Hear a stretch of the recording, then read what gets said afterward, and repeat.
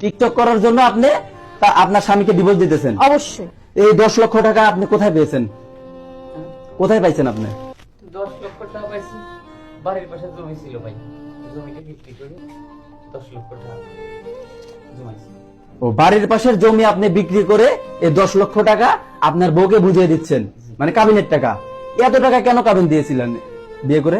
ভাই রে, বিয়ে করা তুমি এটা জানিনি, আমি বুঝিনি। আমি তো বুঝি যে সংসার করব, বউ ঘরে থাকবি, আমরা সুখে সংসার করব, তখন আমার যেভাবে সাইড দেওয়া লাগবে সেটা তো আমি জানি।